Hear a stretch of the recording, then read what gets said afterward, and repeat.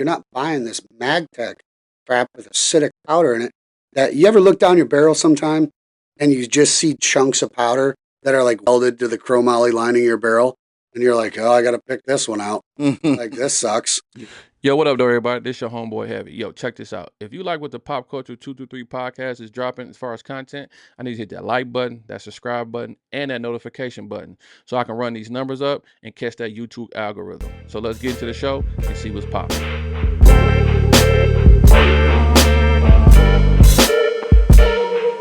Yo, what up, though, everybody? We're back in the studio with another episode of the Pop Culture 223 podcast. Bear has kicked us out the studio, so we ain't been here in a while. He come up with all kind of damn excuses why we can't be in the studio. Just He blame got it on me. kids and all that. I'm like, Ain't man, life, man. But listen, Stuff happens. I want to say that today is the season 4. You said the 4th. This is not the 4th episode. Yes, sir. Episode 4, as noted by our guest on May 4th. So we triple 4 today. Yeah, we triple 4 today. So this is season 4. This 2025. So like I said, we've been doing a lot of different stuff, man. You seen me some of our shows up in the basement. I think we had Trek in here actually in the studio the last episode. Yes, sir. I did an interview with Jeffrey, the owner of Floyd Custom Works. I did an interview with him last. So if you haven't tuned into those, please go check out those 2 episodes. One with Jeffrey from Floyd Custom Works. He do some amazing work on well, he hasn't gotten into 2011, but amazing work on M&Ps is what he's really been killing, and that's really all I care about. CZs, Glocks, and everything else. Trek was the big homie, one of my mentors, the previous owner of MDFI. So go check those 2 out. But if you haven't, please go hit that like and subscribe button. Follow us, please hit that like button, subscribe button. And also comment if anybody you want to see us interview on the show or have on the show, please just let us know. Maybe we can get them, maybe we can't. But we will try for you. So look, yes, sir. Let's get into the show, man. We got a good one today.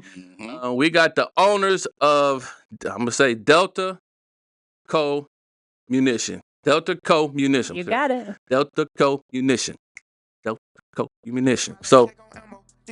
Yeah. And we spend a whole check on ammo all the time. Yes, all the sir. time. So listen, I'm gonna let them introduce themselves so I don't mess nothing up. So let's just get into it.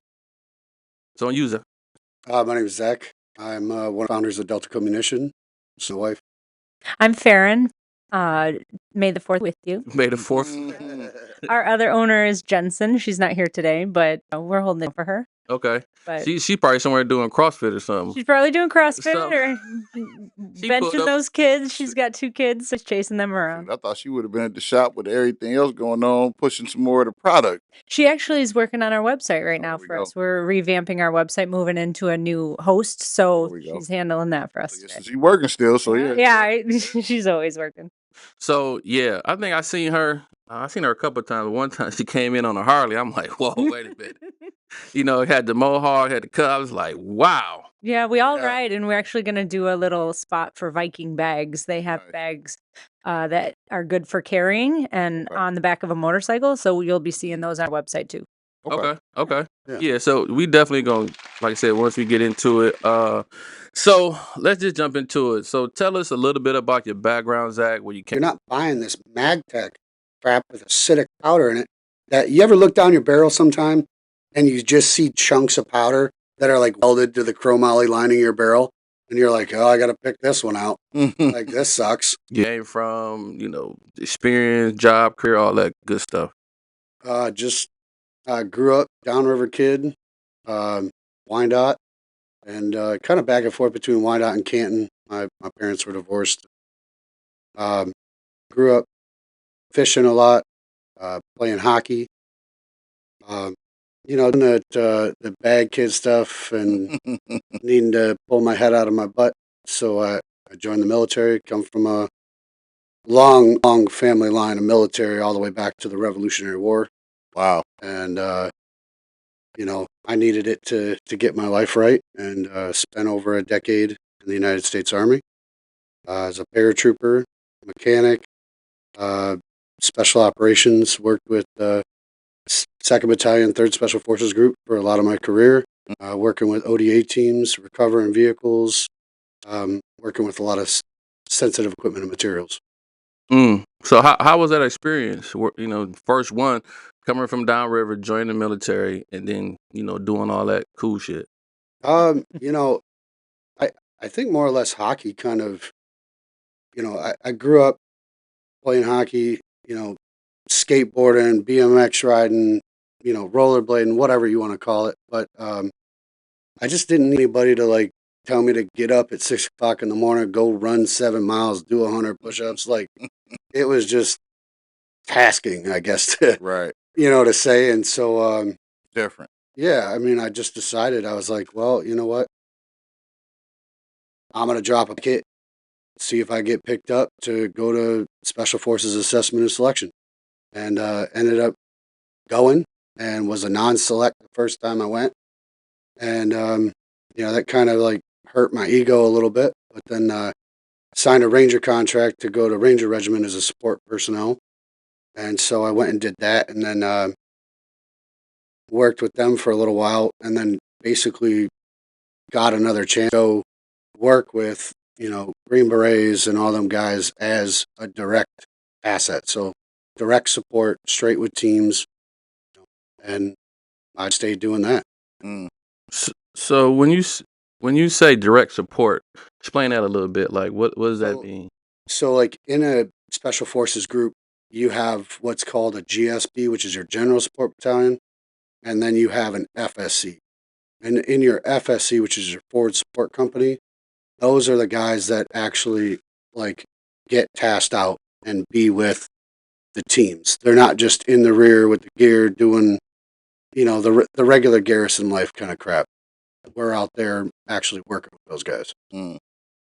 So what was some cool shit you did out there along the way that you can remember this, some cool shit you can talk about, and we won't have somebody come knocking on my door and say, hey, can you do this? And I don't know who that guy was. Yeah, I'm tape. I mean, definitely not going to break any OPSEC or anything. I mean, it's been 10 years, almost 10 years since I retired, but they still make you sign a lot of paperwork when you get out about, don't talk about this or that. So, but I mean, some of the cool stuff is just, I definitely say, probably a lot of the coolest, like little schools or classes that you kind of get to go to in that environment where you don't get that in your regular military life. Mm. I mean, as a mechanic or a recovery specialist, that pipeline never goes special operations, ever. And to be able to like structure my career and be able to tailor myself into that element was awesome. But just the schools, like vehicle interdiction, shooting through vehicles, different ranges that they do, and the it's not the traditional go to a range and qualify kind of thing. It's like you're going and there's dummies in a car and you shoot through the car to hit the dummies. You're practicing things that most soldiers never get to do. So like that was really cool.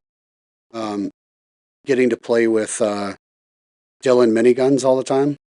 Wow. Yeah, I mean, 51 rounds a second just sounds like a big horn going off.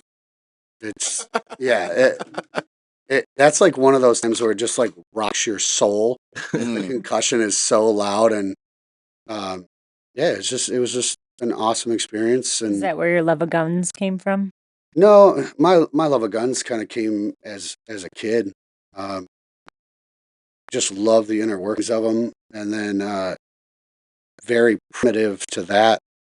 I used to have this single curve bow as a kid, and I just in the backyard for hours just A with them. recurve? Yeah, recurve. Yeah. Yeah. Okay, I don't know nothing about bows. I That's think true. I think I was in the Boys and Girls Club, and they had. We got to get you Recurve will be wood with a string. Yeah. Yeah. It basically Yeah. looks like a She said, "Boing." I mean, But Those mother words, those wife words, dippy dippies, and oh man, oh, she's got the best sayings. It's so funny sometimes. the recurve, man. That's old school, man. That's pre-compound. That's That's pre. Yeah. Bear. what you call them, crossbows from, that Or the type of style. compound bows, Yeah. I went to school in Minnesota, and they shut down school for bow hunting, rifle Mhm. hunting Yeah, the season. Yeah. seasons. And Yeah. my homeboy had a compound bow, and I was like, man, look, this is college. We play football. And I'm like, man, I can't pull this damn thing back. Yeah. What kind of strength you got? Hunting Yeah. strength? Yeah, them old school ones, man, was Yeah, it's all muck. up here. And Yeah. pull it back. I couldn't do it. I could not do it. I got one. I'm familiar with it, dog, because my granddad is from Macon, Georgia, and growing up in that era, we were probably around the same age bracket. You could do stuff like that in the '80s, and he had like a whole backspin in our backyard, so he would shoot his bow and arrows back there. BB guns and small 22s. Nah, man, we was. I'm like Zach. We was bad in the hood. We probably been shooting that shit across backyards and other people's garages. And, Yeah. like we were You like, never got into hunting? right, Yeah, the only reason why I did 4th of July is because my fireworks granddaddy. on top of a bow, Right, on an arrow. right, Just right, imagine what the city boys was doing Right, with bows right, and fireworks, man. right. So, Oh no, I tried it, but like I said, God rest his soul. If you knew my granddaddy, you wasn't gonna do that. like he said, he grew up because I grew up in Ecorse. Yeah. Yeah, I mean, I grew up, run the streets of Ecorse, River Rouge, Yeah. Just doing dumb stuff all the time. And Yeah, like my mom's and them, we all from downriver. Grew up in Ecorse. They went to Southwestern, so Mhm. like that whole area. Yeah, we familiar with it definitely. So what was one of the coolest deployments you had to go do that you can say that not gonna get us in trouble? Or have somebody knocking on bear door? Store. Yeah, I'm gonna give you his address right now. He stays off us. Meeting other, it's like 2013, 2014, Afghanistan,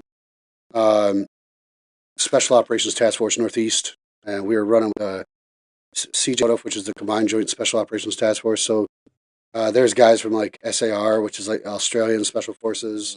You had some British. Just being able to meet guys from all over the world. Yeah, but what happened? What's an interesting story?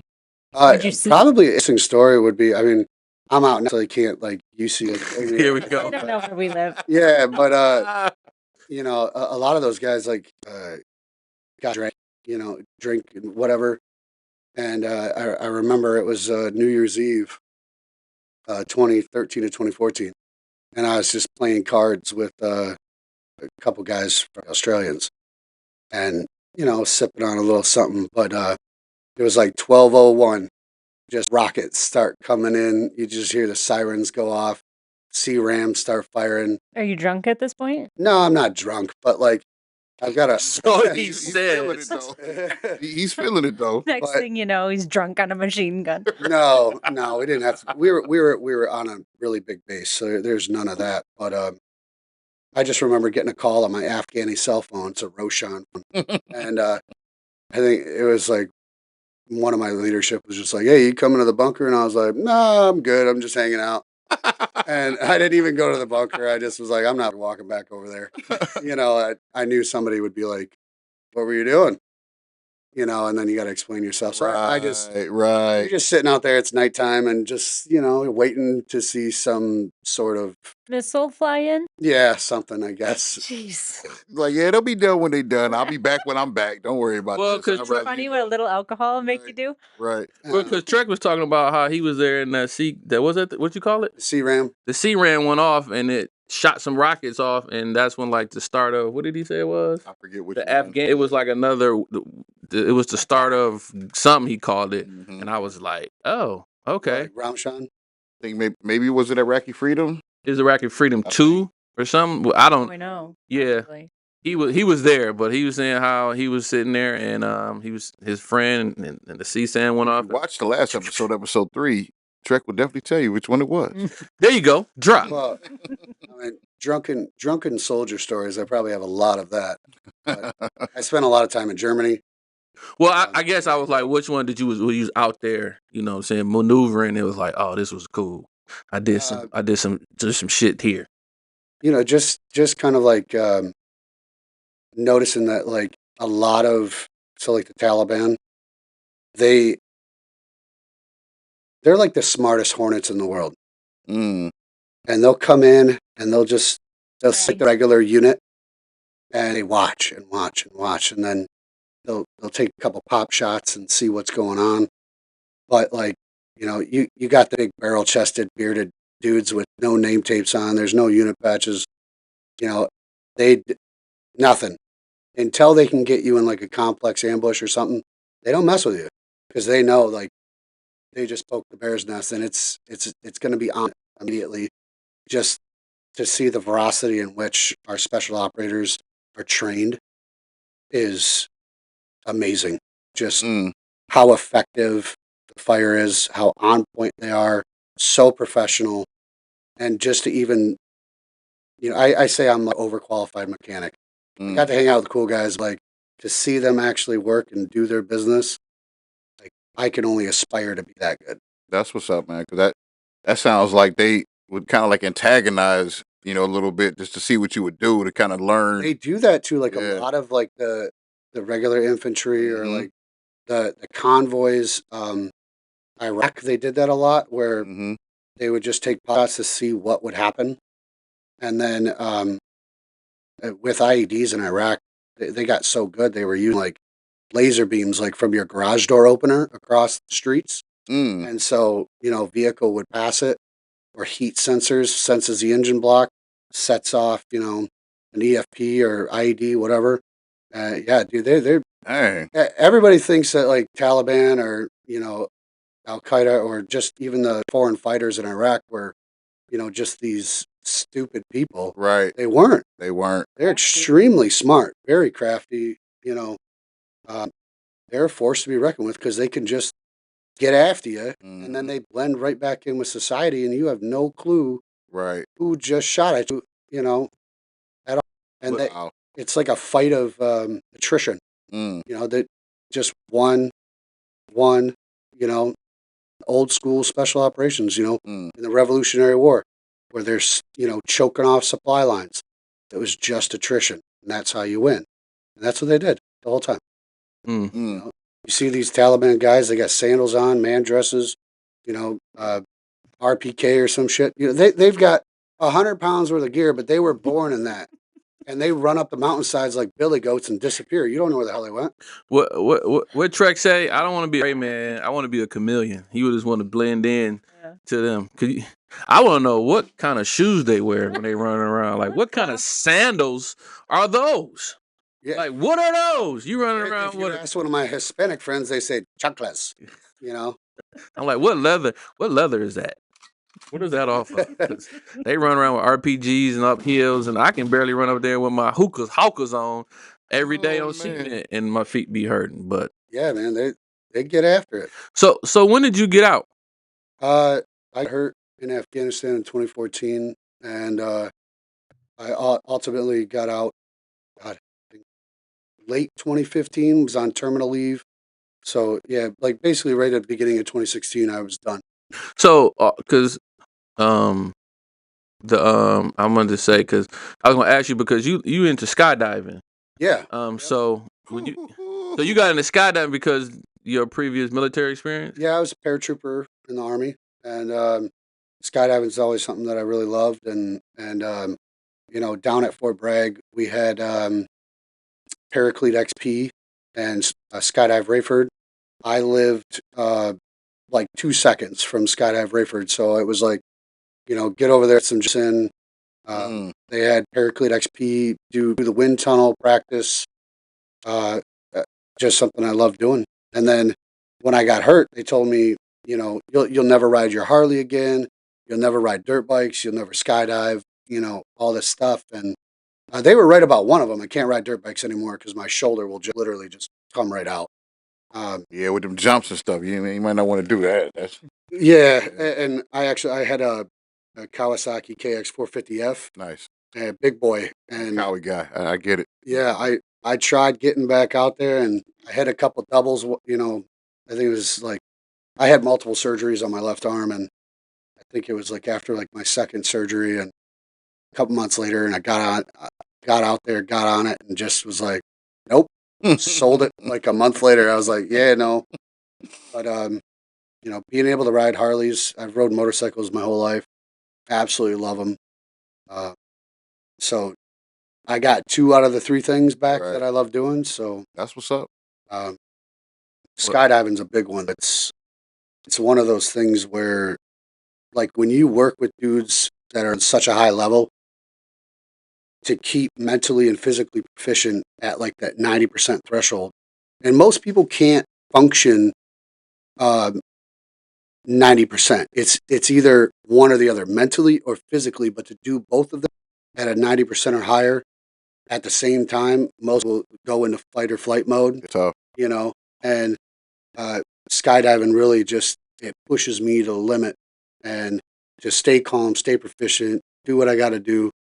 You know, when I got my license back, a lot of the instructors were like, because I wasn't current, it had been years since I jumped, and they're like, dude, how do you stay so calm, so stable? And it's just, you get up there, you rehearse and rehearse in your head, and it's like a play. You exit the aircraft, and you rehearse scene 1 through however many tasks you have to do during that jump, and execute it no matter what. Well, And yeah, because you're gonna die I was about to say that. on the ground. What up, boom, boom? You got to be real calm and easy. How you so calm and easy? Because I don't want to die. I Well, do I I want don't want something, to. never I do it don't again. want to. Because I came up to the shop and he showed me, and definitely I'm gonna take some or send me some of them videos so I can post it with it. I mean, put it in there. So he can flip, barrel roll, twist, and all that good cool shit up there in the If you want to sky. go in the sky, you can go to iFly and Novi, and that's a Yeah. good place to get Yeah. a good. Yeah. We took my son there, and my son, I want to say it was my son for his birthday and my daughter. It was cool. Yeah. I think your husband cracked on me. We almost did it, but yeah. Yeah, because he said how much you weigh. He was like, you right at the cusp of you can't fly, you can't jump right Hey now. man, that's me. I ain't gonna lie. He was like, how much you weigh? I said like 250. He was like, yeah, you right at the cusp. Like, They told me no more than that. It's a wrap on you, bro. They told me the requirements, and I was like, ooh, yeah, I don't know if I'm gonna make that Yeah. jump. Then that's gonna be for the kids. Yeah, I fly. I think you could be like about like 280 pounds, but I think they said 290 or something. yeah, something like that. But like, It's just under 3, and I'm like, Yeah, yeah, that I'm a little turbine will get you a lift. too close. I don't even know if I want to. yeah, to actually skydive and exit an aircraft, you got to be right 250, a little bit under that to do it. But what? First of all, I ain't getting in the aircraft to go up there and even do it. Say, what if you above it and you have to though, and you happen to have a parachute, you just can't do it. You know, getting some other veterans together, it was kind of funny. I work with a group called Veteran Skydive for Life, and we raised some money, and we got the other vets that suffer from PTSD and whatnot, and completely paid for their time, and threw them out of an aircraft. And it was funny because one of my buddies, Drew, I remember going up with him because I was like, I'm going to jump with you. And he was like, all right, like he was all about it, and he definitely said it changed his life. But he said it was so funny because he was staring at me in the aircraft, and I just looked at him and I was like, see you, bud. And just dove out the plane. He was like, oh, okay, like this is real now. Like it's about to happen. But as soon as he said he crossed that threshold, he was the best thing he ever did. Nope, it's the worst thing you'll ever do. Hey man, I'm such a wuss. Hey man, I can tell you, man, I don't mind flying on a plane, but I'm like B.A. Baracus from the A-Team, Mr. T's, man. You ain't throwing me out no plane, man. He says that 90 something. I was like, yeah. Do you want to skydive? Never. No? Okay. Never. You're a land animal, huh? Something's got to happen for me to jump out the plane. It's going down. My kid fell out or something like that. I'm not jumping out. Not choice anyway. Yeah, there's a reason I need to jump. Well, I'm glad I'm glad you brought it up, Zach, about the PTSD and also having a foundation that you can bring veterans in to help them out. I'm glad you mentioned that because I probably would have never thought about that. But is any other programs or out there for guys like you that they can get involved in besides just if they could be, I ain't gonna say they wusses, but what if they don't want to skydive? Well, I mean, for quite a while, I was doing a peer-to-peer PTSD meetings, kind of like getting guys in from all walks of life, like Air Force, Navy, Marine Corps, Army, whatever, all sorts of different jobs and experiences. But like to understand that a lot of the experiences that we're going through, I mean, they're not unique. we all experience a lot of the same stuff, and it's just about what you got in your mental toolbox to handle it. Yeah, and just to have that community together, and also do a lot of stuff with iFly. Got a good relationship with iFly Corporate. We would do like a PTSD meeting, give some of these guys task conditions and standards. A lot of the instructors at iFly would donate their time, and we throw these guys in the wind tunnel, and it's like a confidence building workshop. Nice. And they just come out and be like, I still got it, and it gives you that confidence to overcome your mind, and not let PTSD just drag you forward or back or whatever, so that you can hold its hand and walk together with it. Hey man, that's deep stuff, brother. I appreciate you for that. That's real love. We had a guy on here. I can't get his name. He has a company called the Green Machine. He actually is a urban farmer. Green boots. Green Boots. He's matter of fact from my neighborhood. If you ever on Southfield Freeway, right past 96 on the right hand side, that's where his farm is at, or the urban farm. But he's a vet. He was over there. He did military time, and he said that it helps the people to come and put their hands in the dirt and do some work, help them with PTSD. So he said just being able to do something, being part of something, that really helped a lot of guys out. And he, like I said, we said Green Machine. Green boots. Green Boots. So please go watch that episode if you haven't. I think it's like season 2, I think it was, something like that. But yeah, he was talking about that, man. That's kudos to you, brother. Kudos to you for sure. Let's get into, I know Barry waiting. Where did DeltaCo Munition, when did that start? How did that Blame it on me, man. I mean, I want to hear that story too. Listen, he fully faceted because he was a competition shooter. So it just didn't like, okay, I'm gonna start doing ammunition. He was a shooter. So right.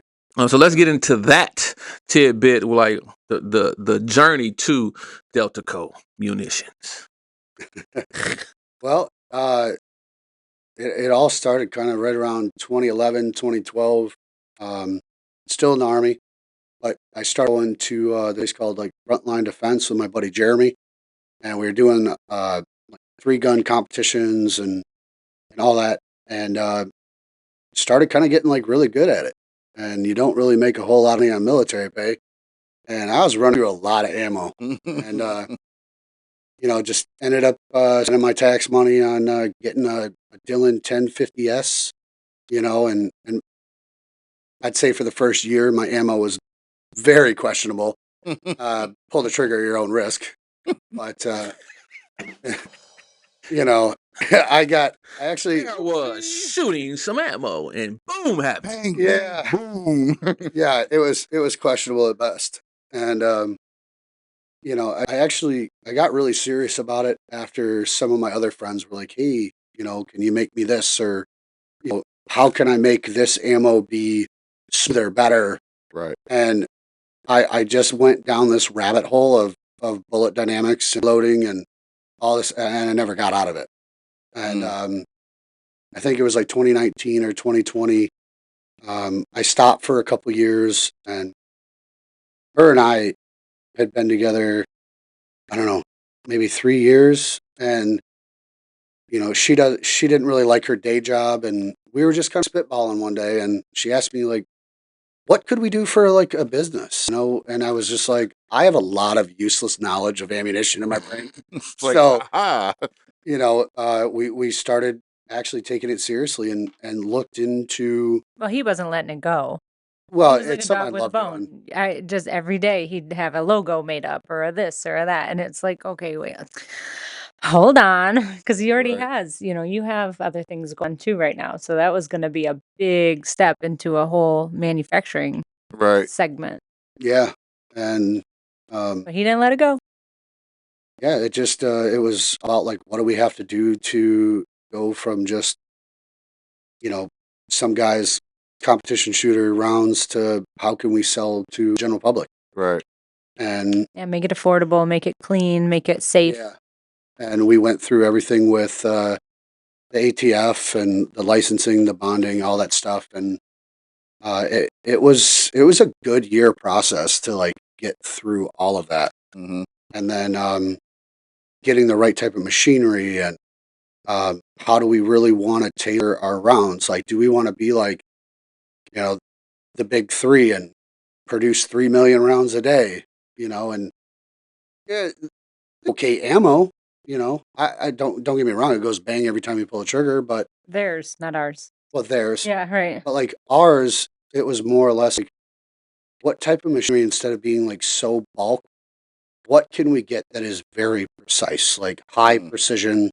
Um, I didn't want all the different powder drop variances that you see, because some of the big box store stuff that you buy, you might have, 60 to 100 feet per second difference. And I was like, how can we get this like sub 20 feet per second? And that was a whole nother mountain to climb. And we climbed it and found what we wanted to work best. And yeah, it just grew from there. And we got into even more serious competitive shooters, range owners, like shout out to like Roy Neal from Raccoon. That guy took us under his wing, and Well, he sell insurance too, so. well, he does. He is our insurance agent, but Really make sure the we guy got is those. he's so committed, and he And keeps he me wants us to succeed yeah. too. He's so kind with all Yeah. of his help. he keeps me so busy with challenging myself on all these different types of rounds, certain people, police, shooters, all these different recipes tailored to certain people. And I wanted to be a one-stop shop. Like, you can go anywhere in Detroit and hit like a custom t-shirt printing place, why not hit a custom ammunition manufacturer, Right. And Delta is an homage to your. Yeah, Delta Company is an homage to, those soft guys out there. And like my tattoo here is Operation Enduring Freedom 1, Special Operations Task Force Northeast, kind of like our It's a logo. team crest, and Nice. my buddies' initials that lost their lives on my last tour, and just kind of wanted to pay homage to them, and they were some of the best guys I knew. Yeah, that was one of Thank you for your service too. Thank you. Oh yeah, that was one of my questions. Like, where did the design for the logo come from? And I was wondering, is it because of previous experience? Because most time when people design a logo, it's from something like that. You know what I'm saying? I had experience logo. I want to, because I created a heavy metal lifestyle. It's a 2A apparel company, and they was like, man, you play rock music? I was like, no. I just woke up one day. I was like, we want to be rock stars out there, so why not just like heavy metal lifestyle? You know what I'm saying? So I just kind of created it off of previous experience. My love for guns and shooting steel, I guess. So it was like, He was on the couch and he just was drawing that out, and there was no change in mind about what it needed to be. And Jensen and I tried to put our spin on it a Right. little bit, but he was dead set, and so we added a bullet to the E. That's how we were able to change. Here we go. Yeah, he was dead set on it, and understandably so. It means something to him. yeah. And like I said, when it means something to you, you're gonna ride or die. Yeah, It's no changing this. We not. Your baby, right? It's a mission. This is what we're gonna do, and he already know. He already know how mission goes. But you look at it from far away, and you're like, all right, that's cool. Yeah. That's something to work with. So as soon as I seen it, I knew it was like, okay, prior military. You could just, some of the stuff you can tell. But let me ask you this, because I went down the whole rabbit hole of making ammunition. It's because it's more like a designer game with y'all. So is it hard to certain rounds or make certain rounds for, like, okay, this person want this person want that, like to keep that in, opposed to just making a bunch of 9mm and a bunch of 223s, because that's a lot of people want. Because you said you wanted to be like a designer, like, say, so to speak, round. Yeah, I'd like to think of us as like high quality. yeah. I mean, like the craft beer of ammo. Or Lululemon of the ammo. Oh, jeez. We're gonna stop at we're gonna go with the craft beer. I was about to say that. Yeah. You know what I That's mean. funny though. I get what you said, but yeah, I was about to say the craft beer. I totally. Okay, hey, craft beer. There we go. Give you your Lululemon too. Yeah. I mean, You're not gonna discount the ladies. Have you worn those leggings? No. Holy smokes. If he would have said yes, She got me. Lord I was Jesus. like, nope. Never worn anything Lululemon, let alone the leggings. I gotta bring Right. this up. They are so soft though. That I just She said she Yep. gonna bring you some. That's right. I'll feel them and go, yeah, those are soft. There you go. Yeah, I mean, we just wanted the ability to be able to make custom rounds for obviously your competition guys, police departments, stuff like that. I would say if you don't have the capability to make custom ammunition, because ammo, depending on the application for the ammo, you can't just take the performance of a 9mm ball round and think that you're just going to smack a jacketed hollow point in there and it's going to do the same thing, because it's not. Well, let's do this because there's a lot to unpack there.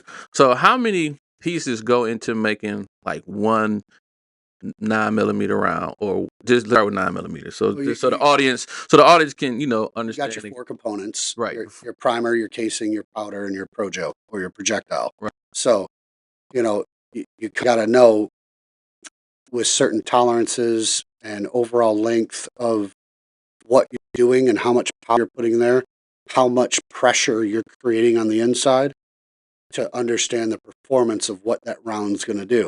Is it going to blow your gun up?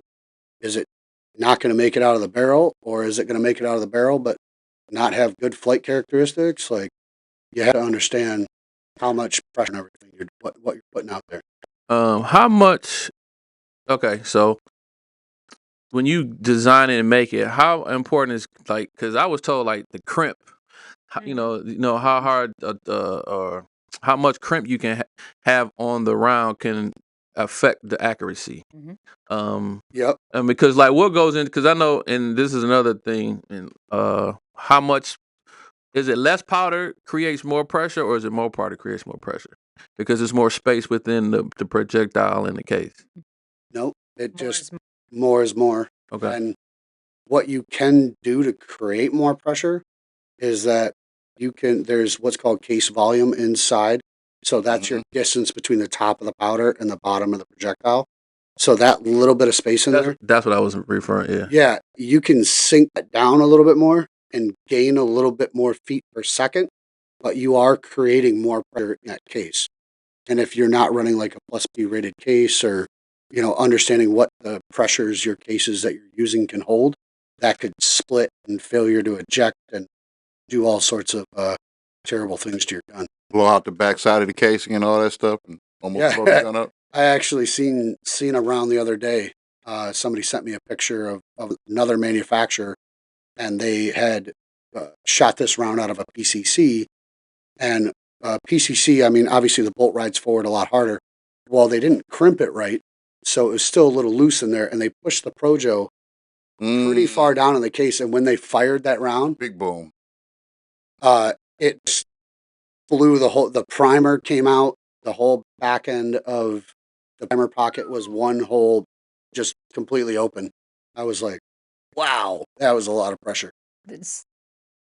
That was the one from Vets Development Group when they were doing that class. They sent it to me. yeah. Yeah, it was crazy. I know because like I said, I got a whole machine. I had a Dylan press, and then I was just like, skip it. Let me get into I got 1100 Dylan with a auto drive on it. Okay. I got the whole screen. So like I don't have which one y'all have? Mark 7. I wanted the Mark 7, but at the time, because it was during like right before COVID hit, I didn't get the Mark 7 because, well, I don't think we could go to training. I couldn't go to training at the time, and they were having a lot of problems. But since then, it's like once stuff break, they start fixing stuff and figuring out how stuff work better, or they can send people out to help you. What's up? Oh, you looking at me? Listen, man, I was. Yeah, you didn't threw me off now. To go back to what you were saying about producing a bunch versus a little. Like that. Oh yeah, that's way too much pressure. Blue Holy cow! Have the back near it. Yeah. Primer right out. We can produce a lot of your standard training rounds at one time, but even that, like, we want to have good consistency in what we're doing, so we do them in like small batches, and we put them all together so that we can just have our thumb over quality a little bit better. And said like the big companies, they're producing so many rounds a day. You have maybe 2/10 of a grain powder difference, in your powder drops where we're sub 1/10 of a grain. What's a small batch for you guys? Small batch, like 10,000 or less. So like we really try to like keep our thumb on, like I said, quality. She's in charge of a lot of inspection, and we hand inspect every single round. We case gauge every round. There's somebody that's got a trained eye that is looking at every single round that goes out the door, where you don't get that with the other stuff. Mhm. Yeah. Yeah. Because when I was making ammo, and they would come like, man, I need some ammo, whatever, and I was making it, and I would just be like, okay, let's say I made 100, but I probably only put like 25 in that bag, because some of them press, because I had a case gauge. I'm case gauging. I bought the 100 pack. I think it's a 100 round case gauge, and I case gauge them.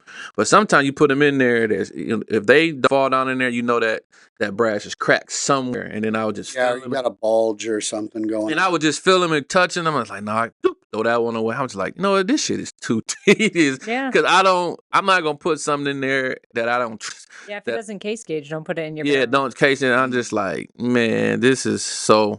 It's a labor of love. It's definitely a labor of love. But one question: how many of the products that go into making a round come from the U.S.? We try to keep all of our stuff from the U.S. I mean, obviously, your ingredients and powder come from overseas, but they're refined here.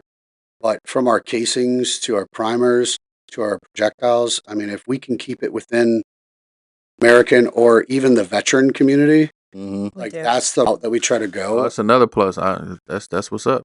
Yeah, so like we really try to like quality components, quality ammunition. That's what it comes down to. We want to support our other brothers that support us. So, what you think about the situation and just correct me if I'm wrong, in Ukraine, or with the powder situation? Because I heard about the powder situation back when primers were, primers was about to be an issue. 'Cause the guy was like, "Listen, I'm gonna tell you this now," and this was like COVID.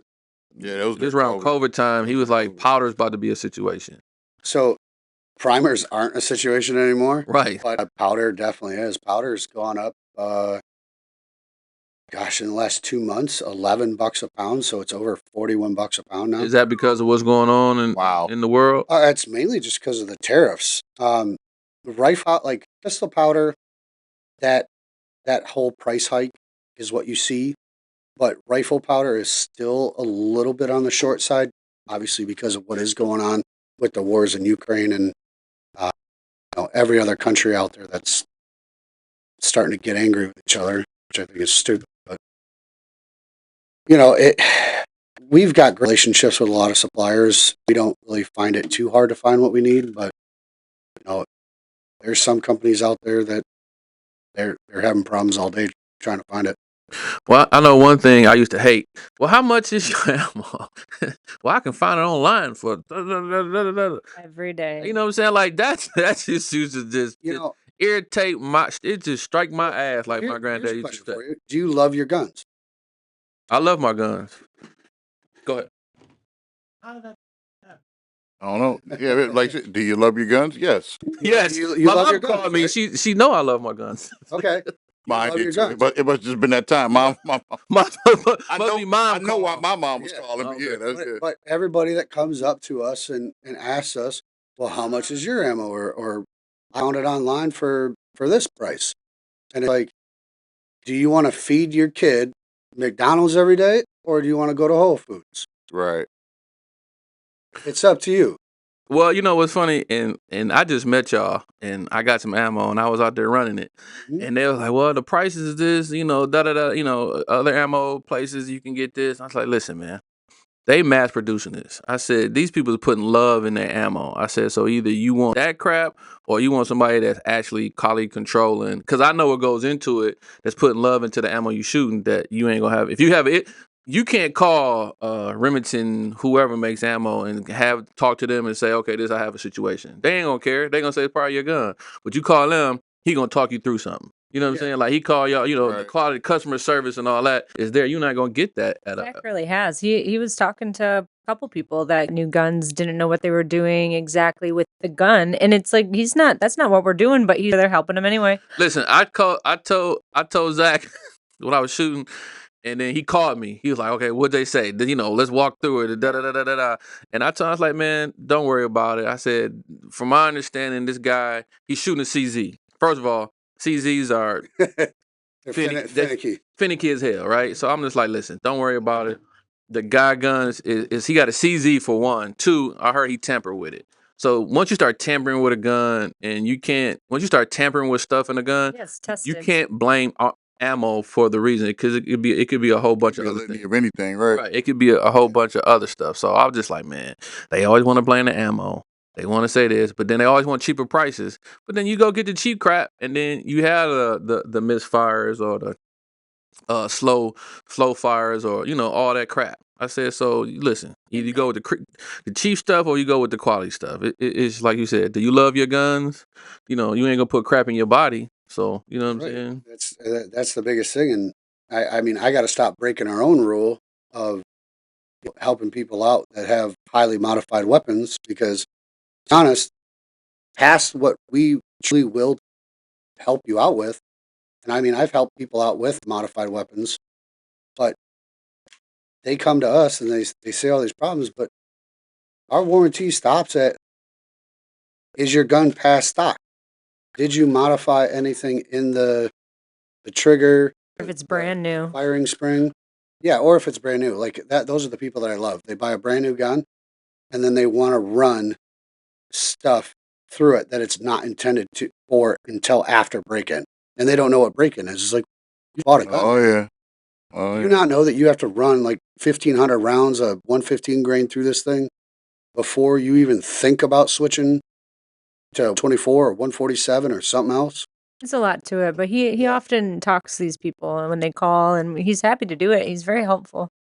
Just help to educate everybody. That's my biggest thing. I like to educate too. Well, like I said, I didn't mismet y'all. I know y'all was back there, but I can tell the passion in his. I can tell the passion, because he was talking to me, and I'm like, man, I've been there. I can tell the passion, like because he was like, ooh, because we were watching a video. He was like, ooh, sometimes, my butt get tight when I see somebody about to shoot my ammo, because he might do some dumb shit. Then it might be, you know what I'm saying? He was like, oh, man, ooh, don't. I was just like, yeah, I've been there, because you don't know, because one, you don't know what they're gonna say, what they shooting, what kind of guns they got. The only thing you know that you gave them quality ammo. Yeah. But like I said, because we told him it was a YouTuber, I don't know who it was, but you don't know what they're gonna do, because they could put a bad review or say something negative, but it's probably your crappy ass guns. You know what I'm saying? It could be this. It's just too much. You as a shooter. It definitely could be you as a shooter. You know what I'm saying? So yeah, but like, you got people out here that are so ignorant with guns. We just had a YouTuber 100% with ammo shooting like 200-yard shots with, I mean, it's sweet 1911, or 2011 platform, but he was making like 150, 200-yard shots with our ammo. Next thing you know, people are going to be calling and be like, oh, we want some of your 9mm sniper ammo. Like, it's no such thing, guy. Like, people are so out there that they just, they think this is real. What's that 9mm sniper match grade 167 grain you had out there type shit? Right. I saw this one dude, he had your 125.2765 grain ammo. Then that guy called you like, hey man, you need to make me my own ammo, because everybody is talking about it. Right. Man, you got a staccato, you shot it, and it thank God it just hit. Hell. You probably the magic of editing, he probably shot it 100 times and just chopped them up, put them together. Maybe. Who knows? I've done it. No.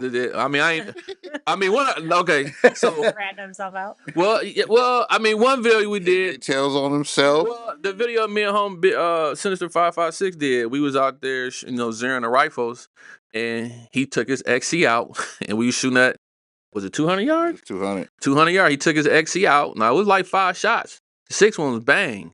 I put the Glock 48 out, with the Glock 48.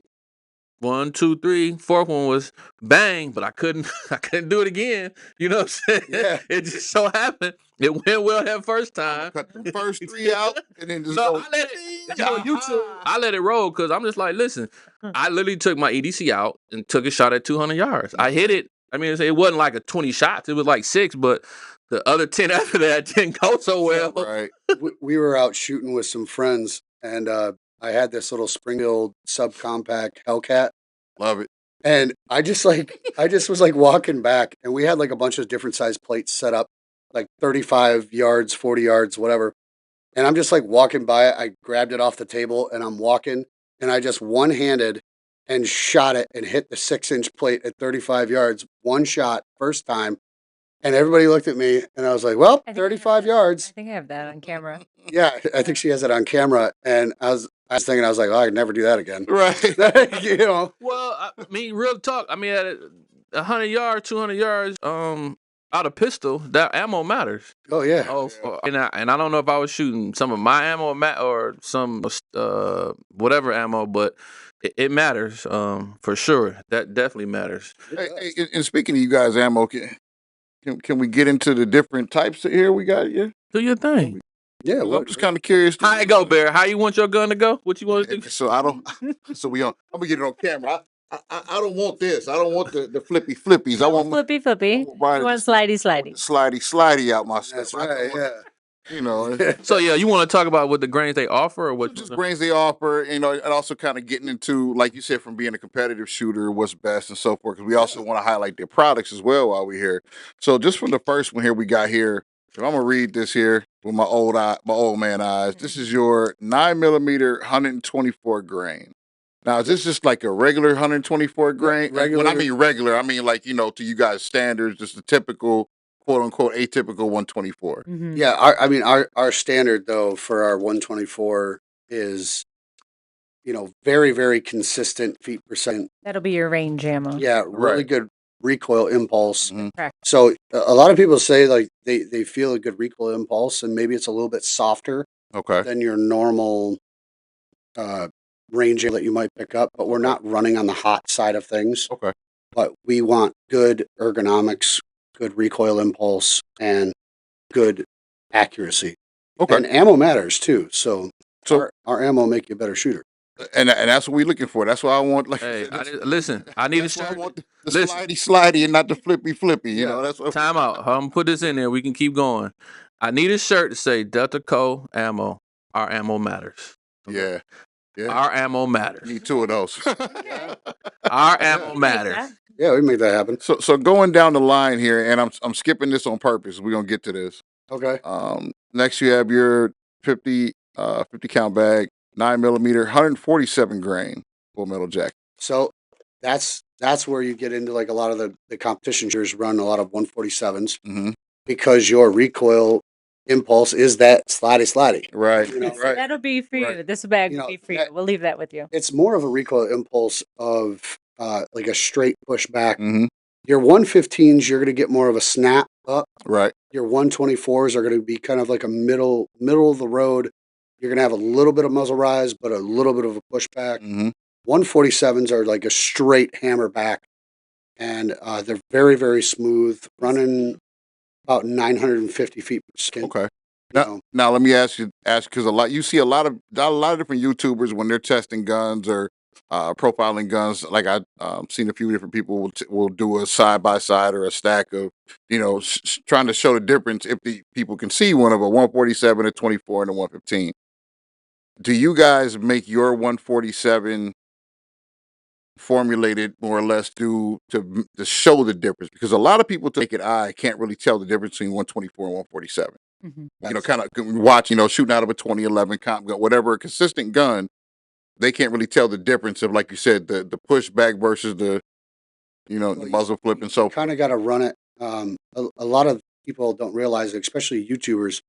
They'll have one gun for the 124s, or they have one gun for the 147s. They don't compare. You got to run them through the same thing, same barrel length, both of the same. You're doing one after the other, and that's like where we consistently test everything. It's out of the same gun, same barrel length. It's chronoed the same way every single time, so that we take out any sort of mistake that happens. So we get best, most accurate information of that. Okay. So and this is just a sidebar. It's weird when you see the YouTubers on Instagram. I see them; they got the guns next to each other on top, and they show the recoil impulse, and they Mhm. show this, and I'm just like, well, yeah, the ammo is performance, but what about the person that's holding? You know, what about the actual Yeah. person? Because Right. you may be a great shooter, or so to speak, or you might have had a competition shooter do the thing, and you just videotaped it, but you want to talk about it. But once the ammo get to him, and it don't do what he think it's gonna do, Right. could be the shooter. It ain't I was it gonna ain't the address problem. that too, yeah, It's yeah. it's always the shooter. Yeah. It's never some of the materials what they, and that's what I'm like, man. Listen. I need to get the ammo. I need to shoot it. I need to run it, and then Mhm. I'll make my assessment. Well, I seen a video actually on it and taking the human element out of it. Mm-hmm. It was in like this special gun vise that was like on a hinge. Yeah. So as it came forward, it would rest, but like they'd pull the trigger from a device, and like you could see on a 115 that the recoil impulse was so fast that it drove it upward. 124, it barely came up off of it, and then the 147 was just Straight straight back back. machine, huh? Yeah, Mm. and a lot of it comes down to like slick rate. So 115, you run it full auto, it's going to run faster than 124 because your per second's a lot higher. Right. You know, it's going to operate the action a lot faster. So 147's got a good slow cyclic rate, not as fast, but the recoil impulse is very smooth. A lot of the weight comes into that too. Okay. Now next here we got you. This is something sounds pretty special here. 9mm 125 grain blue. Now, see, That blue magic, I see, shot it. right. See, I was see, running it the other I would day. have thought this Hey, would have been for hey, sure the competition It's ammo that here. Frank So Castle Blue Magic, you know, it's that good stuff. That good. it's a name brand. He stands by it like I don't Pepsi. It's give a you care name if you call brand. it dog. What do you say, dog shit? Don't call it blue. You magic. can't I step stand on by it. it. I guarantee it. So what? See, and I went this way like that on purpose because I figured Sure. when we were talking about 147 typical shooters, blah blah blah. Yeah. But like when you kind of talked to me this a little bit, like we were saying at the gun and knife show that I saw you at, and we were going over different. She was explaining the different ammo and so forth, and the conversation came up and was talking about the blue, just kind of what so and so does. Explain to me. So if I'm a shooter, let's come from this way at a competition. I'm shooting 2011, it's compensated or it's ported. And you're doing steel targets? And I'm shooting whatever. I know the reason for the blue with the steel, so I'm gonna let you guys Yeah. address that too. But is that really the only reason for the blue, or is this actually good? Like he said, he shot it in a competition. How does this stand up versus your 147? Like, what's the purpose of the 125? So comped, you're go over the guns real quick. Yeah. So straight barrel's fine, comped is fine, ported is not fine. Mm. So the blue polymer actually lubricates the bullet down the barrel. You can get a little bit less of a powder charge, a little less heat, and still achieve the same velocities with polymer coating. I wouldn't recommend using them in a ported gun because it might clog the ports up a little bit. Even say with like the chunk port guns, like with the Prodigies and the Mag 9s with the big, it's a comp, but it's a big port on the end of it, I'd personally say like an external comp, Right. not like the chunk. Right. or That's what I'm saying. Yeah, whatever. because that's still ported. Got you. Yeah. But a lot of guys that have special types of barrels, ARB barrels, stuff like that, running something like this, less barrel fatigue. Yes, it does leave a blue mark on white steel targets, which is cool. It's that instant gratification of seeing where your shot placement is, everything that. I like them. I run them in my Staccato C2. That is compensated, but it's got that Dawson Precision Mm-hmm. external compensator. They run so smooth. They're a good run. More of a novelty thing too. A lot of guys just like to use them because they're fun, but the guys that actually really know what they're used for, Right. they prefer them. Okay.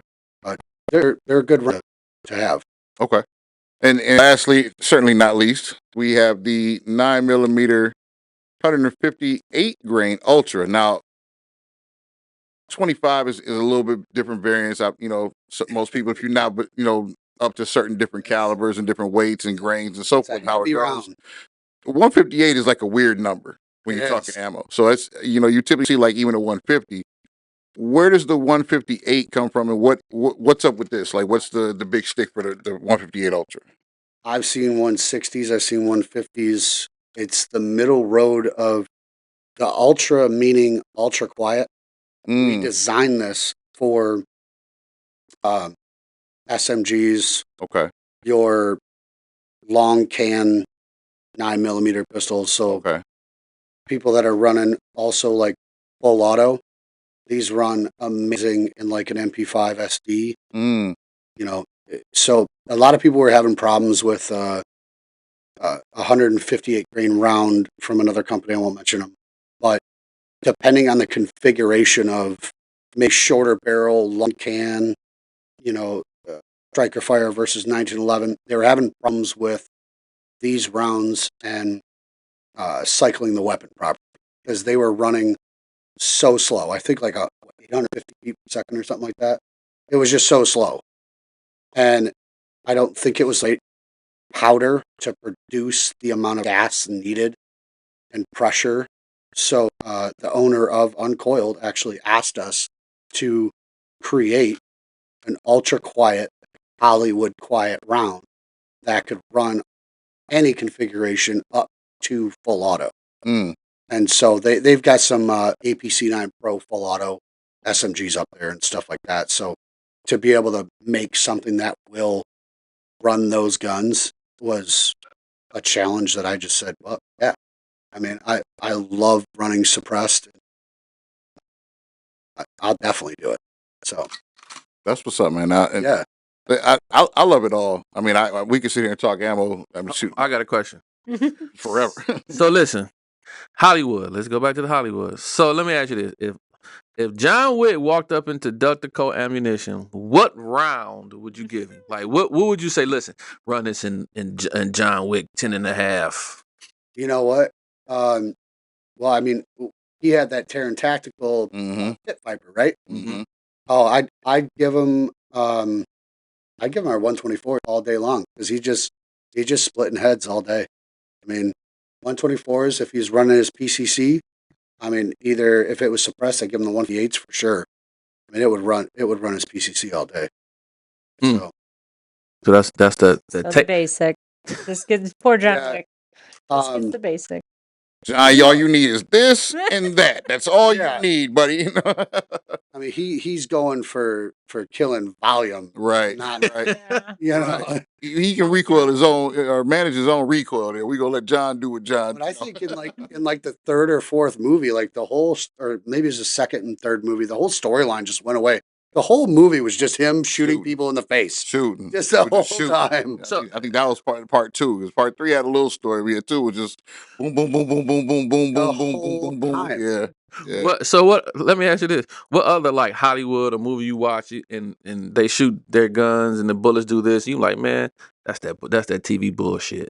Yeah. Oh, I see it Every day. all the time. And actually, we were talking with a police department, and they were like, "Yeah, well, we're running these 147 grain spear hollow points. You're running a 147 grain. What? Like, what happens if somebody try to run one of your officers over with a car? Like, unless it's a Jeep, like with a straight up windshield, you try to fire into that thing, you don't know where that round's gonna go. Like, it's And why is that? Why, moving to too. people who It's don't moving too understand. slow. It's moving too slow. It's heavy. I need her on my show because she just said some. Listen, she didn't say like 3 questions. I'm thinking like, okay, I'm about to say that. She like hit you with. I'm like, wait a minute, whose show is this? That's why she's my wife. The And she knows magic. exactly what to ask. Because I was about to say, you say it's moving so slow.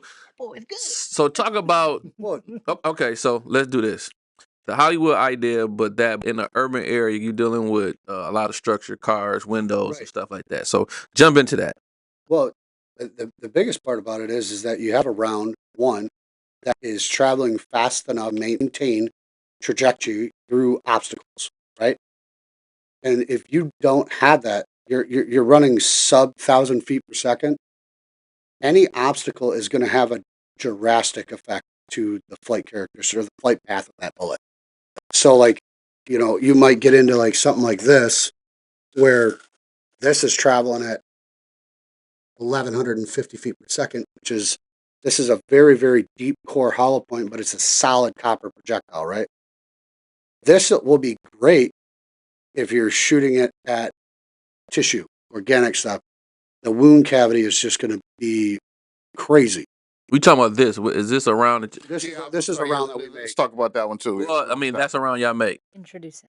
Yeah, so this is a max expansion, or what I like to call the exploding flower pot, because it's a 115 grain projectile, traveling about 1,150 feet per second, and the 3 petals on each side, when it goes in, it expands out.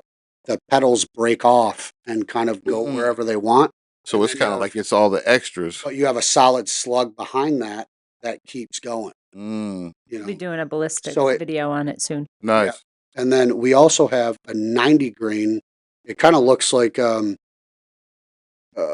it's got like machine cutouts in a curve, and what it does on this 90 grain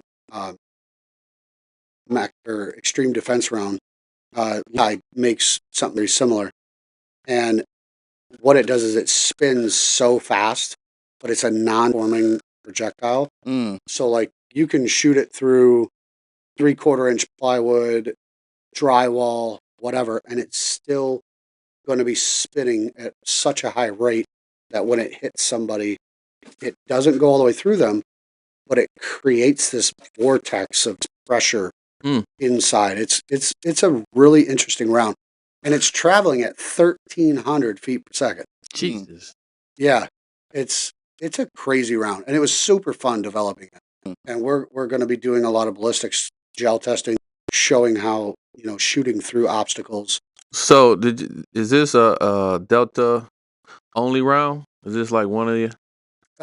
There's a couple other companies that sell similar things, but we wanted to get into more of those type of specialty rounds for self-defense, because a lot of people don't realize, your traditional hollow points, like your HSTs, your spear gold dust, stuff like that, when you fire them through drywall or plywood, you've got a max penetrator now. That cavity is filled, and so when it hits something organic, it's not going to expand. It's not going to dump its energy. It's just going to go right through. And I mean, you might as well just shoot somebody with the 24 grain rounds, the ball ammo right there. An FMJ. That's what you got. It's going to go through your house, your neighbor's house, whoever else. So get back to the police and the 147 grain. So what suggestion do you give them to upgrade to or come get from y'all that a lot of it is our 124 grain hollow points. We did some work with RMR bullets, and they have, obviously, if you're shooting it through drywall or whatever else, but they have a good flight characteristic through car. They have a great expansion. They kind of fan out like a nuclear radiation symbol.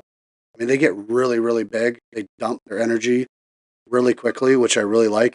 And they get about 15 inches of penetration at 1,100 feet per second.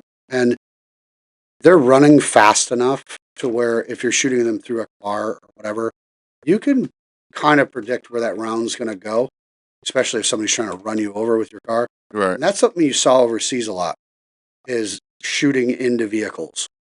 So cops are now facing that every day with, your side street lawyers that are like, I got to give you this, and they get all irate, and then they're running cops over with their cars. So I know it was interesting. I took a class to see the ballistics coming down, shooting into a car through a windshield and shooting out of a car through a windshield.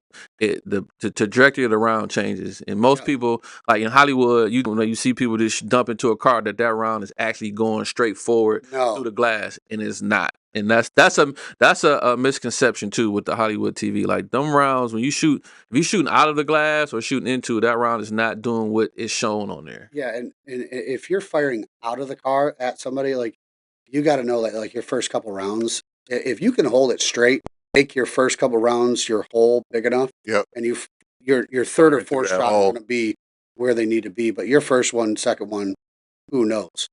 And a lot of time when I do training with people too, is that when you're carrying stuff, whether you're shooting out of a car or you're in a situation or an altercation and your adrenaline is pumping so hard, your respiratory rate is going to change everything about your ergonomics. And so you need to train that way too. Like go take a run or do some jumping jacks before you start shooting, because you have to understand that. And you need something that you can mitigate the recoil very well. I hate the guys out here. It's like dudes that are driving these big lifted trucks, squatted trucks. I know you're this big, dude. I know it. You know, and you're carrying 45 subcompact. You're not hitting the broadside of a barn with that, bro. Right.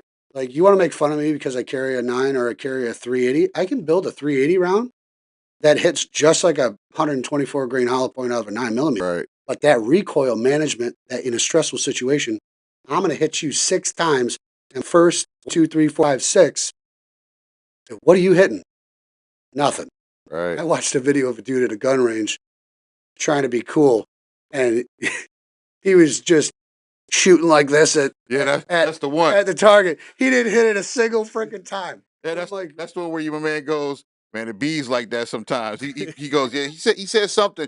We joke about this one at work all the time, and my man, he racks the gun and he just one hand just pop, pop, pop, pop, pop, pop, pop, pop, pop, pop.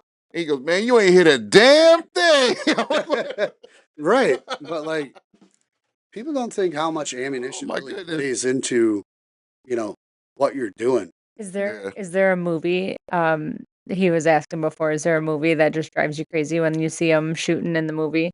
You notice that they're doing it wrong?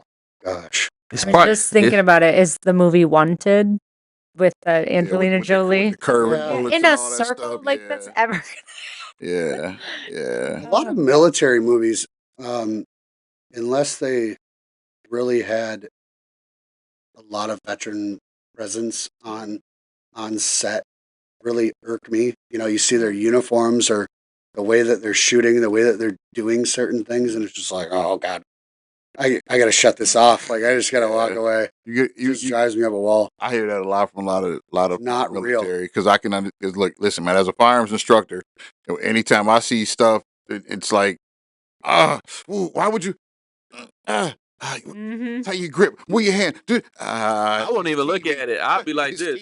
I'll do one of these. Oh, they about to do some shit. Right. I'll walk away from it. Let me ask you this, because in the homies, they trying to get into this precision. When it comes to what's the maximum you think you can get out of 5.56, 2.23 as far as distance?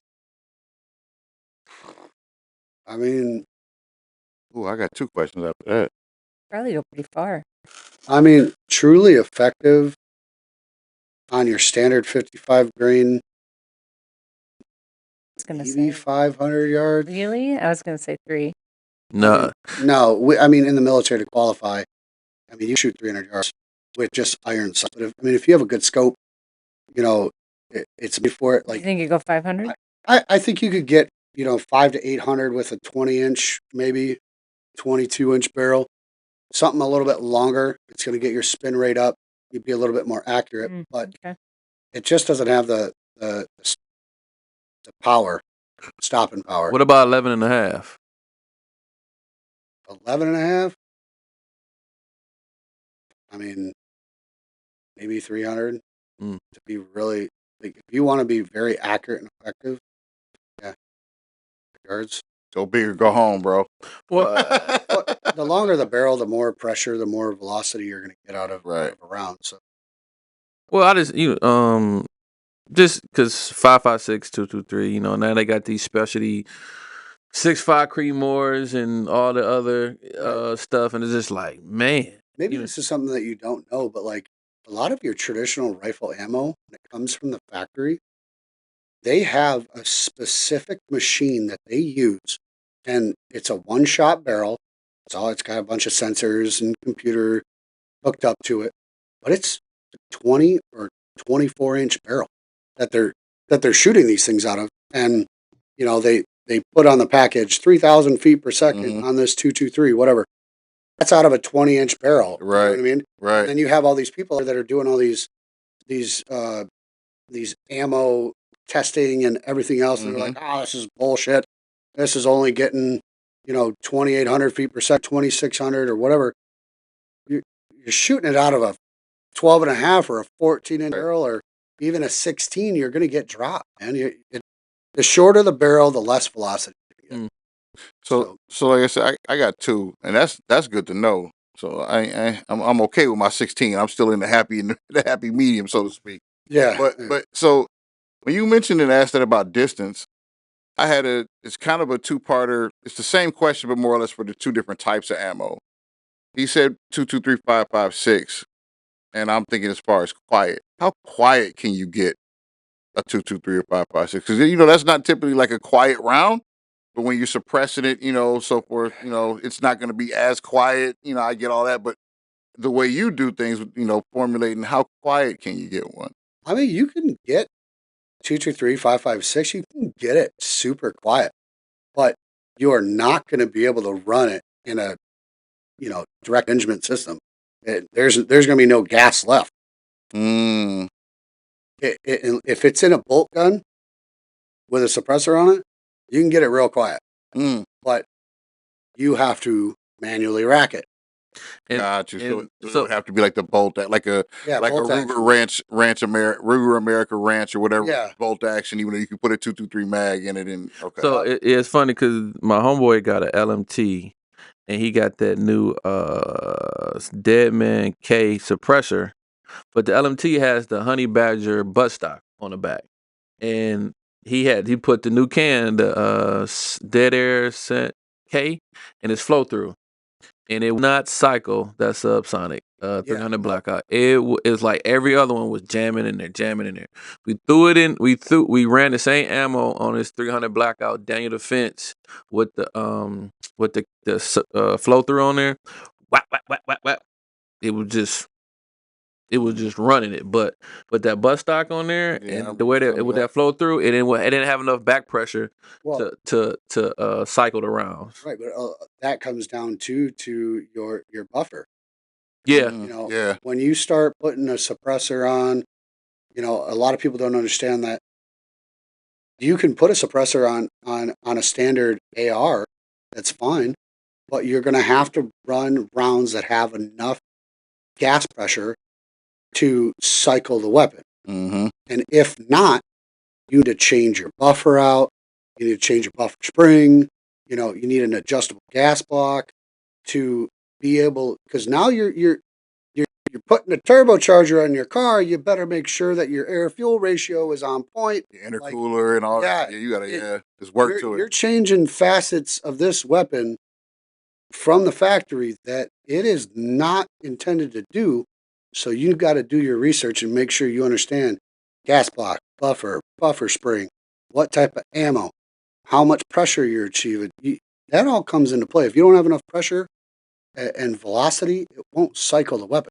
So the second half or second question, more or less, correct me if I'm wrong. You said the 147 is around around like 900 or 9 something. 920 to 950. 920. Okay. So I've seen other companies out there. They've done 147s. Some are less. Like say in the 800 range, high 8s, like 880s, 870s, 890s, whatever. Do you find that the 920 is and we're talking feet per second? I'm not, just so people know what, just throwing those numbers out there. Do you find that that's what's most practical or best for that grain of ammo, or is that just a personal choice, or how did you come up with that kind of formulation to get it to there for that speed? Well, that type of formulation for our 147 grain, we give it to a lot of competition shooters. They run it a lot. And we took in a lot of different platforms. And when you go like those slower rounds, you have to, you're stuck to like a 5-inch gun, right? 5-inch pistol. Because if not, you go 4.5, 4, 3, 3 3/4 inch barrel. It won't run. It'll jam up. There's not enough velocity. So basically, this is your all around. This is our as far as accuracy and the weapon systems that 99% of all the weapon systems it will run, and PCCs too. We wanted it to be able to run PCCs. You know, you start getting low velocity with a PCC, you start having issues. So I could take this in my 4 1/4 Mac 2011 style pistol, Mm-hmm. and just It'll run it all day. because, and that's the way it's made to not have to only be ran out of like a 5-inch pistol or the longer ones. A lot of Some of those lesser velocity rounds are. this is a rabbit hole that I don't recommend any of your viewers go down, but it's just powders and what they do. Mm. You know, you look at a burn rate chart and all these different powders that are on the market and what they do. I mean, like with our 158 grain ultras, it doesn't have your traditional powder that you're going to throw in a competition round. Mm-hmm. It's got something in there that's a slow burn on the inside, comparative on a burn rate chart, but it creates a lot of pressure and a lot of gas. So it might be a little smokier, but what it does is, like, you know, them piston cans, running full auto. It has enough gas pressure to run it. And that's what you need. Is you need the gas pressure. That's what's up, man. I can attest to that because when we were talking about how the ammo run, and I'm watching the video, and I was like, yeah, it is a little gassy because I'm shooting. You can see the gas, yeah, out of the barrel. I was like, oh, this boy is Burns so clean, and that's what I try to tell people. You're not buying this MagTech crap with acidic powder in it. That you ever look down your barrel sometime and you just see chunks of powder that are like welded to the chromoly lining of your barrel, and you're like, oh, I got to pick this one out. Like, this sucks. yeah. You know, where a lot of our ammo, we use premium powder where you can just take some CLP on a rag or whatever liner, just pull it through, wipe it once, you're done. Because it just burns so good. Yeah, it's a little gassier, but it just runs really well. It's very consistent. I can attest to, we've all probably shot different brands of ammo over our time of shooting, but I can definitely say, I forget who it was, else it was, but yes, when you have a cleaner burning ammo, it is way different. It was just funny because I was watching the footage when I ran through that shoe house, and I don't know if I posted that one. I don't think I posted the other one. I'm looking at the footage, and all I see smoke in front of the gun, but I ain't paying attention. I'm just pop, pop, pop, pop, pop. But on the video, I can see the smoke just pop, pop. And I'm just like, oh, okay. So I can contest to that. Like, the ammo what did I run? I ran the 55 grain, 5.56, or the AR, and then I had the blue tips, and then I didn't even want to shoot the blue magic, bro. That shit looked too good. I loaded the mag up to like 15, 16, and I put some blue ones in just to shoot it first, because I was like, man, I don't really want to shoot this ammo because it looked so smooth. But I run M&P, man. I don't get into. I mean, I do a staccato P sometimes, but my M&P just. I told him, like, the recoil, and it was minimal. It was nothing. I was more concentrated on, and when you shoot in competition, you shoot matches, you want to be able to concentrate on the stage, Right. opposed to the performance of your firearm and what your firearm's going to do. You can't worry about the buzzer go off if this thing going to go bang. Like, Right. you got to cut that out and just concentrate on the stage and where targets are at and how to shoot. And I can say this. Some people's stuff was out there jamming up and all kind of problems, and I was just like, oh, let's go, pop, pop, pop, and I was just moving. So that's just one thing that stood out. Like, I didn't have to work. Even I'm putting ammo in, I'm running it. Some people worry about that. Okay, I got new ammo, how it's gonna perform. I was just like, let's go, and then I continued on. So what you're telling me is I just remembered that you haven't been shooting a competitor. You were shooting your regular M&P. So what you're telling me is then I need the 147 for the Mac, but I also need. Listen, I didn't want to shoot the blue magic, bro. I also need the blue boys for the. So what you say? I wanted to throw it on the table, just be like, look at that. I need the shit. blue boys for the echelon, though. Is that what you say? Yeah. Like, none of my M&P. I didn't even think about when he said the competitor, because it's ported from Magnum port. Right. So I probably won't run it. Right. I might forget. Yeah, I wouldn't. I might be out there and forget about the shit, honestly, and put it in there anyway. But Make sure you got some cleaners to clean out your portion. Right. So, but like I said, we talked afterwards, and your boy, your boy was shooting on Thursday was having Mhm. problems with the PCC because he was shooting. It was a 2-gun outlaw match, and everybody be paying attention to the video. I'm gonna post that up. I'm probably working on it tonight, so I'm gonna have it up. He was running PCC. Got about 5 left. He was running PCC, and every round, no, not suppressed. Every round, it was Having an issue. having an issue. But he had the same issue running it when we shoot on That's Thursday. true. And I'm thinking, and he said he used, and I was trying to figure out what he was using. Was it the buffer? But his PCC was having problems. And I wondering, was it more of the ammo, or because I was like, man, what buffer tube you got in there? What buffer? But it seemed like he did his research on it, man. But he was having issue after issue after issue. I'll say, and just to add to that real quick, Mhm. I have ran the 124 in our Thursday shoots and love the way the 124 shoots. I haven't shot the 147, but I can't wait to get a bag and I wanted to do bring that. it back. Even like the 124s. I mean, I've got almost 10 years of this recipe, and it really is like what you said. Like you just load it up, hmm and you weren't worried about nothing else. Like when you get out there and you hit a stage, I don't want to have to worry about having to manage my pistol every shot I take. Right. So like that is a good middle road. Accuracy's on point. Recoil mitigation is on point. Clean burning powder. It's gonna run 98, 99% of every weapon out there. That's what we truly wanted to do. You don't have to think. All you have to do is concentrate on your stage, concentrate on your target. You're not worrying about manhandling your weapon because, this batch of whatever you bought from somebody else is hot, like real Right. hot. I've seen guys that throw all their stuff in ammo cans, and then next thing you know, they've got 2 hot rounds, 1 soft round, and they wonder why their shot placement's all over the place. It's crazy. hmm Well, yeah, I like. A mixed bag of just ammo. Yeah, mixed bag of. Mixed grab bag. Here we go. So, and you said we got 5 minutes. But like one big question with the way things are going, and I know because during COVID it was like the big companies was having ammo and it was sales and these prices was this and that. Like, what do you see like in the next 2 or 3 years for DeltaCo ammunition? Like, where y'all want to be at? Like, what do you know what I'm saying? Because I seen some of the stuff y'all got on. And the design was like, oh shit, I think they about to outgrow on coil here in a minute. For the stuff. Maybe we will. I hope that we get new machinery. That way we can do a little bit more bigger batches for these big orders that we have. We have done mostly custom stuff, so hopefully those continue to keep us busy.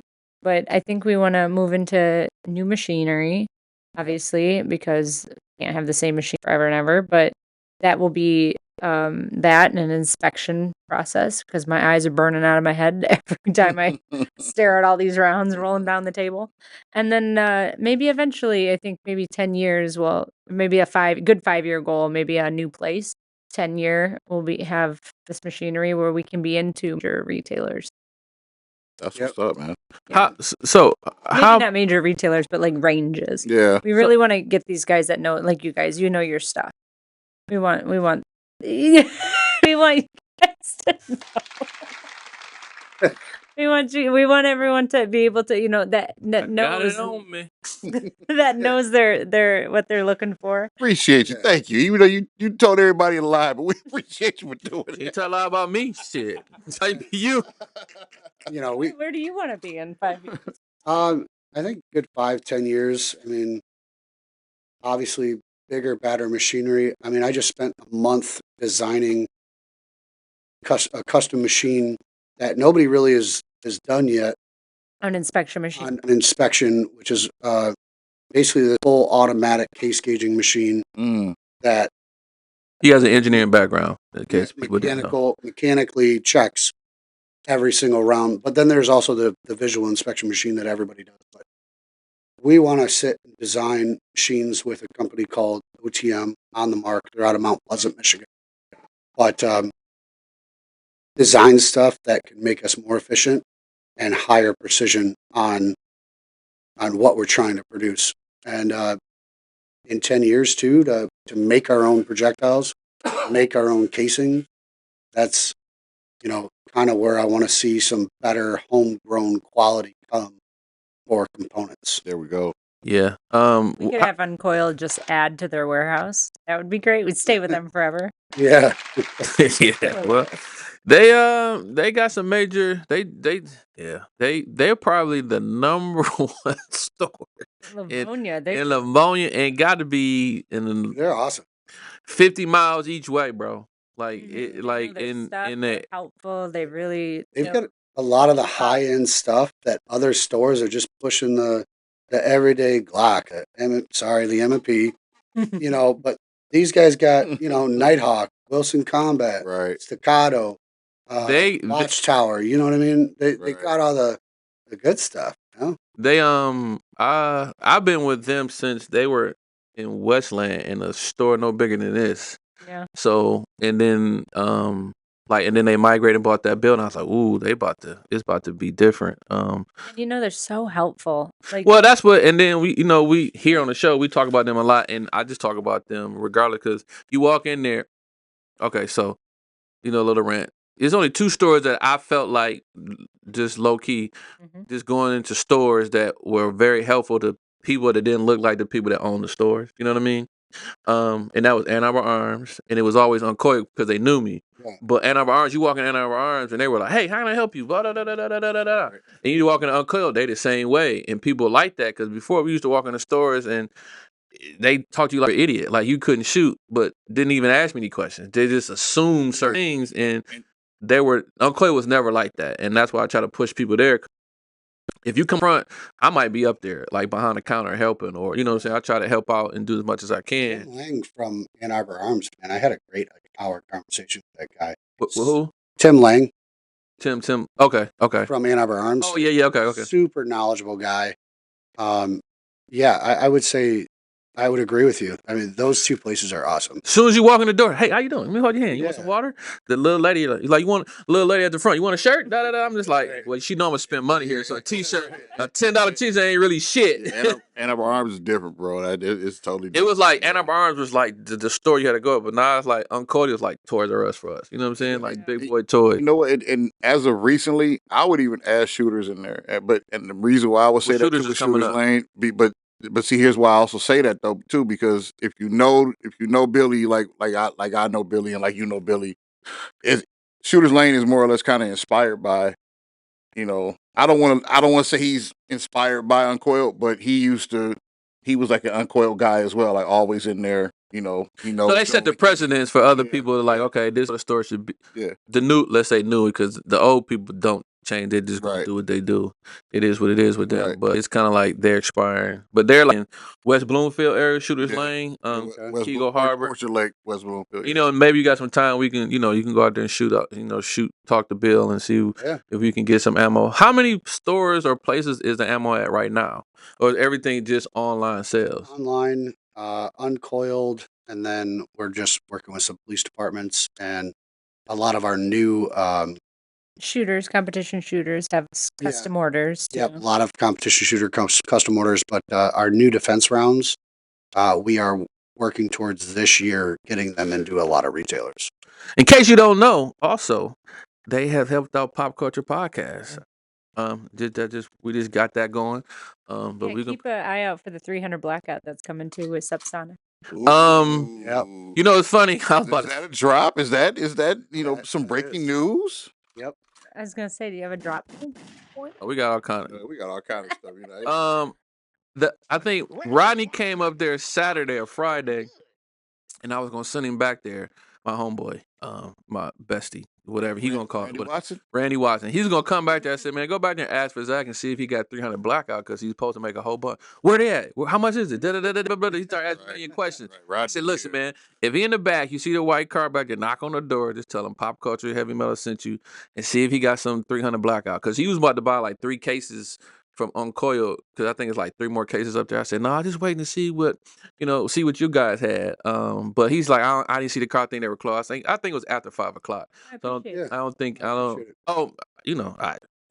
I said, I was like, hey, Delta Ammo, get it, let's go. Get Delta Ammo, they back there, go get it, let's go. Because I like to push the local grassroots people. Like, you got the major companies that sell ammo, whatever with them, right? They gonna get their money, whatever. But like guys like you, companies like you, families like y'all, you got kids, it's family grown, Yeah, you're helping family more Right. so than Right. anything else. Husband and wife work, It's not a big teamwork. conglomerate, Yeah, you it's know, big conglomerate. I can, kick it with you, talk to you, whatever. I push that, This is especially what from we the Motor love. City. I'm like, oh, they in Detroit, they in the city. I gotta know. Yeah. You know what I'm This is saying? what we love to do, though. Like, I'm not somebody just sitting behind a desk hating my life. I get in there every day, and Yeah, he this is what sound I like me about to go to work on Me, Monday. yeah, he's talking about me Right. specifically. Right. I'm gonna go to work tomorrow. Like, man, I was in the studio talking to Ammo, and I loved it. And I'm sitting here just hating these customers that come in here. They're gonna be asking me stupid stuff. It's funny because you can be at home and you can be working, but then when you go to the shop, you're happy to be there and you're pushing towards that goal. And Yeah. we've gotten so far just in the last year, and so we're not stopping.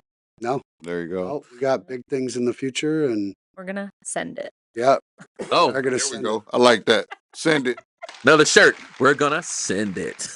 Yeah, we got to get you guys some of our competition jerseys next year. We already ordered this year, but Oh, really? we'll get you guys. I want a hoodie and a t-shirt, cause we. Come by the shop. We got you. Hey, I'm rocking. We here. Yeah, we support. I wear everything, man. Yeah. Look, hey, We here. I wear Got you. everything. Yeah, you come in, we Yeah. we can hook you up. So we can wrap it up. Can I kick it? Yeah, your big ass feet. Hey, man, you got this box up under them too. I'm like, wait a minute. Nothing. Let everybody know where they can find you as far as social media. Well, we have Facebook and Instagram. We have X, DeltaCoMunitions.com. Wait. Make sure you title this the X the platform because the way you said, "Hey, we got X." wait a Yeah, minute. X, the platform, formerly known as Twitter. Yeah. We sell X. Blue Magic. Right. And Blue Magic. So start over. It's a brand name. It's a Right. brand name. So start over. Where can they find you guys at? Facebook and Instagram, and we're on X, formerly known as Twitter. There we go. There you go.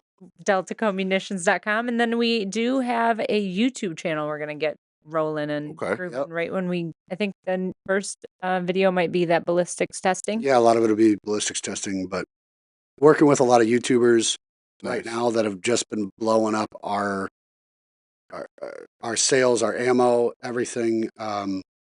Short Shot Tony, of Ron, Skip's Guns. Okay. He runs a lot of like ported comp, Yeah. 1911 stuff. Yeah, I follow He Skip heavy. loves our ammo Okay. for that reason, just our 124s. But Okay. a lot of these guys just doing awesome things for us and helping out. We got some big stuff coming up with them. See, man, he said two of my favorites, but I miss. See, I'm a cut. Time out. He didn't say pop culture though. But he said Short Shot Tony and he said Skips because you know who Tony is, right? Which one is Tony? Shoot him in the dick. Oh, that's Short Shot Tony? Oh, that's shoot him in the dick guy? Oh, that shit is funny. That's my guy. Yeah, he's a funny little guy and Marine Corps, and Yeah. me and him talk. Where is he from? Arizona. Okay. Yeah. I Yeah, believe he's Arizona. Yeah. Okay. Yeah, cool dude. We talk quite often, and he actually just picked up a few thousand rounds of DeltaCo ammo, and That's what's up. you'll probably be seeing that in a lot of his videos coming up. That's what's up. I try to just, like I said, with me, I just try to run it, man. Like every competition or shooting we do, I just try to run the ammo just so people what it do actually at work. You know what I'm saying? That's kind of my. I don't sit there and say, hey, this ammo does this or shoot it in the range. No, I'm outside. You see, we got multiple targets and we working, and this is what this ammo is doing. And I did forget to tell you that even like all of our regular stuff is the same as our competition stuff. Like all of our cases that are plus rated and everything, even if you just buy our regular stuff, you're still getting those higher end components because we don't switch them out. That's We what's just- up. It we just makes run no it sense across It the to. makes board. no sense to you. That's what's up. Yeah, so you're getting higher end components in just your training rounds That's because what's up. it's better, more consistent. Yes, sir. So you said it's DeltaCoAmmunition.com. DeltaCo Munitions. I know I was gonna mess that up. DeltaCoMunitions.com. Yeah, hit them up, man. You're gonna see us doing a lot more content with them. Just me and Bear shooting, running, and doing what we do. We gotta make a blue water trip soon. Yeah, we do got to get out there and get some work in. So look, please hit that subscribe button. Like I said before, hit that subscribe button, that like button, and that comment button. We need all the help and support we can get. And hey, go support DeltaCo Munitions. Hey, they Yes, homegrown. Thank They you, got guys. they got love seeds, You and guys. they got that blue magic and all that stuff. So, Bear, anything? Hey man, go shoot some more, and just make sure you're doing it with DeltaCo Munitions. Just send it. Just send it. Baby. Just send it. Talking about. That's it. Hey, that's it from us, man. Game recognize game. We recognize you, so please recognize us. Yes, sir. We out. Peace. Guys. Peace, With peace. you. May the force be with you.